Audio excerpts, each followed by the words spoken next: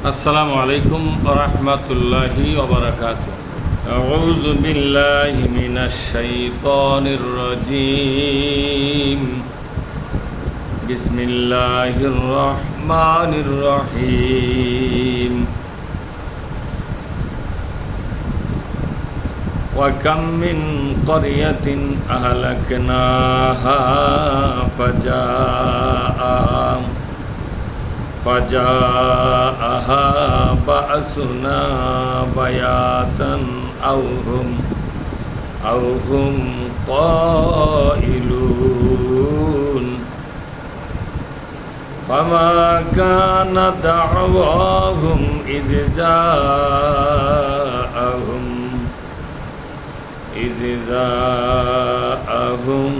بأسنا إلا أن قالوا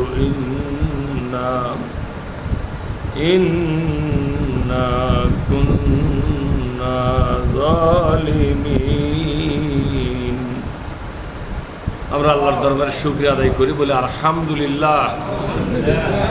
সালাত এবং সালাম বিশ্ব নবীর প্রতি সাল্লাল্লাহু আলাইহি ওয়াসাল্লাম। সম্মানিত দ্বীনী বন্ধুগণ, আমি আপনাদের সামনে পবিত্র কোরআনের 7 নম্বর সূরা আরাফ, এই সূরার 4 এবং 5 নম্বর এই দুটি আয়াত আমি পড়ে শোনালাম। আসুন আমরা আল্লাহ পাকের এই কালামটাকে খুবই চমৎকারভাবে বুঝে নেওয়ার চেষ্টা করব। আমার তৌফিকি ইল্লা বিল্লাহ। আল্লাহ পাক বলছেন, ওয়া কাম মিন ক্বরিয়াতিন, অনেক জনপদ পৃথিবীতে ছিল, অনেক অঞ্চল ছিল।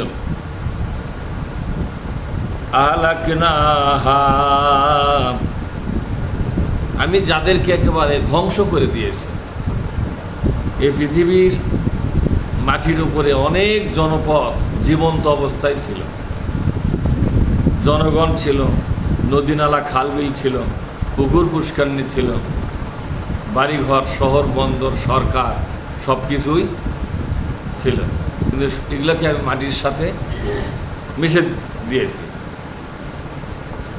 কেন তাদের এই পতনটা হলো, কেন তাদের এই ধ্বংসটা হলো, সে কারণ আল্লাহ তাআলা আস্তে আস্তে এই সূরার মধ্যে বলেছেন। কখন কিভাবে ধ্বংস করেছেন সে টাইমিংয়ের কথা আল্লাহ তাআলা এখানে বলছেন। ফাজাআহা বা'সুনা বায়াতান, ওরা যখন রাতের বেলা ঘুমায়া থাকে, ঘুমন্ত অবস্থায় আমি তাদের দেশটাকে মাটির সাথে মিশে দিয়েছিলাম। টের পাইনি ওরা সবাই বিছানায় বিভোর হয়ে গেছে, ঘুমে বিভোর। ঠিক এই অবস্থায় তার কোন রাতে হবে? নিশ্চয় রাত 12টার পরে হবে। সবাই তো তখন ঘুম, তাই না? 2-4টা দুষ্টখা চোর বাটপার ছাড়া সবাই কি, সবাই যখন ঘুমিয়ে গেল, আমি আস্তে করে দেশটাকে মাটির সাথে মিশে দিয়েছিলাম। দুনিয়ার অন্যান্য জাতির লোকেরা এসে দেখলো এখানে একটা জাতি ছিল, কিন্তু এখন আর বর্তমানে নাই, সব শেষ হয়ে গেছে। আউহুম কাইলুন, অথবা দুপুরের খাবার খেয়ে ওরা যখন আরাম করতেছিল, ঠিক তখনই আমি আমার গজব পাঠাইয়া দিয়া, দিনের বেলা কাইলুলা করে না, কাইলুলা, এখানে কাইলুলার কথা বলছি। দুপুরের খাবার খায়া একটু আরাম করতেছিল। এই আরাম করার সময় আধা ঘুম আধা চেতন, কাইলুলা কাকে বলা হয়? আধা ঘুম আধা চেতন, আধা ঘুম আধা চেতন। এই অবস্থায় আমি আল্লাহ রব্বুল আলামিন ওই জাতিকে দুনিয়ার মানচিত্র থেকে মুছে দিয়েছি। কোনো নারী পুরুষ, কোনো ছোট বাচ্চা পর্যন্ত আমি বাঁচতে দেই নাই। নাউজুবিল্লাহ। আল্লাহর এত বড় রাগ এবং ক্ষোভ কি জন্য হলো, তাই না? এটাও তারা জানার দরকার। এত বড় রাগ এবং ক্ষোভ হওয়ার কারণ আছে তো। এত বড় রাগ এবং ক্ষোভ কেন আল্লাহ পাকের হলো, এটা জানার জন্য কোরআনের আরেকটা আয়াত আমাকে পড়তে হবে,